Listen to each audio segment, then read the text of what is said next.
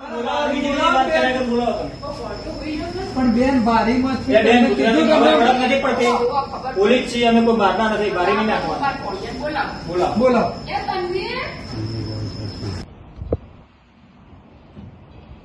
अच्छा ये बेटा ये कौन सो रहा है? कौन सो रहा है? हाँ कौन सो रहा है? मैं क्या नाम है? इब्राहिम भाई इब्राहिम भाई। जी पिताजी नाम? मतलब पिताजी नाम?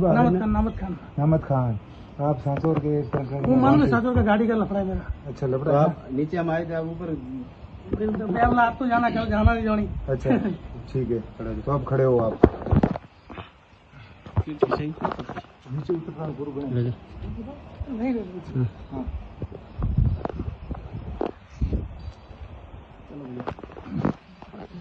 लाओ आ गया। गुरु बनाएंगे ना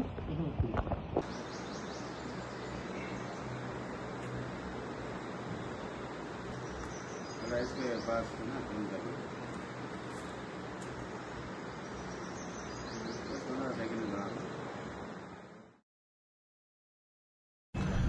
नशे की दुनिया के बेताज बादशाहों, बड़े सूत्रधारों एवं स्वयंभू सरगनाओं पर गाज गिराने का, उनको उनकी मंजिल जेल की सलाखों तक पहुंचाने का एनटीएफ का महासंग्राम, महाअभियान अपने चरम पर है, अपने परवान पर है। जनता से मिल रही सूचना, समर्थन और सहयोग से उत्पन्न उत्साह एवं ऊर्जा के दम पर न सिर्फ अपने राज्य में बल्कि सुदूर केरला, आंध्र प्रदेश, तमिलनाडु तक जाकर एनटीएफ की टीमें उन सूत्रधारों पर, उन वांछित कुख्यात तस्करों पर जो पुलिस की आंखों में एक लंबे समय से धूल झोंक कर फरार थे, जो अपना कद कानून से बड़ा समझते थे, जो लगातार नशे के धंधे को बदस्तूर चला रहे थे, जो लगातार अवैध कारोबार से समृद्धि के पायदान चढ़ते जा रहे थे और नई पीढ़ी के लिए चमक, दमक और चकाचौंध दिखाकर उनके रोल मॉडल बनने का दुस्साहस कर रहे थे। उनको उनकी सीमा दिखाने का, उनको उनकी मंजिल तक पहुंचाने का काम एनटीएफ ने अपने कंधों पर लेकर लगातार जेल भरो अभियान चला रखा है। उसकी 71वीं कड़ी के रूप में गुजरात के महसाणा निवासी इब्राहिम खान पुत्र नामद खान, जिस पर 25,000 रुपए का इनाम घोषित था, जो पिछले 7 वर्षों से लगातार फरार चल रहा था, उसकी गिरफ्तारी के लिए एनटीएफ ने ऑपरेशन अंत्य अफगान चलाया और लंबी कवायद के बाद, लंबी जद्दोजहद के बाद आखिर पालनपुर, गुजरात के पालनपुर से उसकी बेटी के फ्लैट से उसको गिरफ्तार करने में, उसको दबोच लेने में सफलता मिली है। यह अपराधी, इसके कार्य करने का तरीका थोड़ा भिन्न था। यह न तो तस्करी करता, न उत्पादन करता, न खुद माल लेकर जाता। गुजरात में बैठकर राजस्थान के तस्करों को तस्करी के लिए गाड़ियां उपलब्ध कराना और उसके आधार पर कमीशन खाना, यह आरोप इब्राहिम खान पर रहा और पिछले 7 वर्षों से लगातार महाराष्ट्र, गुजरात में यह फरारी काटता रहा। इस व्यक्ति ने 34 साल तक ड्राइवरी की, कभी ट्रक पर, कभी बस पर।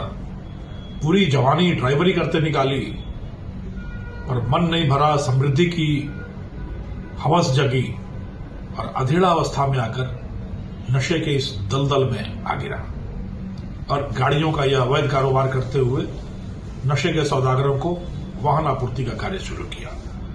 पिछले काफी लंबे समय से एनटीएफ की टीमें इसके पीछे लगी हुई थी, पर 7 साल से फरार आदमी इतनी आसानी से कैसे काबू में आता। लगातार ठिकाने बदलकर, लगातार फोन बदलकर, फोन का इस्तेमाल न करके यह लगातार बसता रहा, चकमा देता रहा।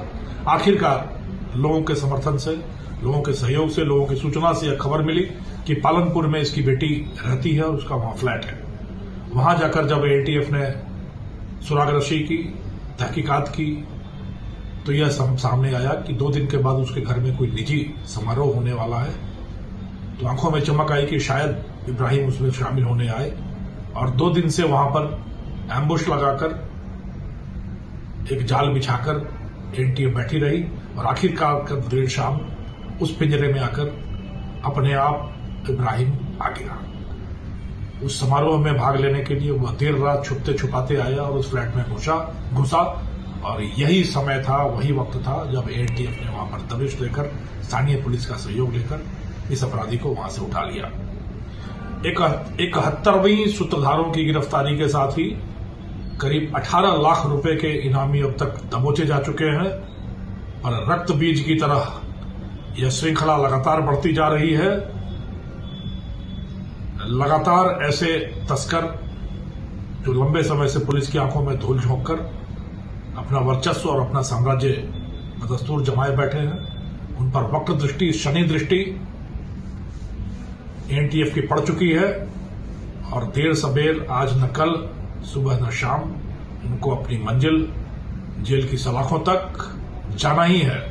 और उसके लिए बड़ा स्पष्ट कहा गया है, तुम भागोगे कहां? यहां हर तरफ पुलिस है, पुलिस की आंखें हैं, भाग लो जितना भाग सकते हो, तुम्हारी मंजिल तो जेल की सलाखें हैं।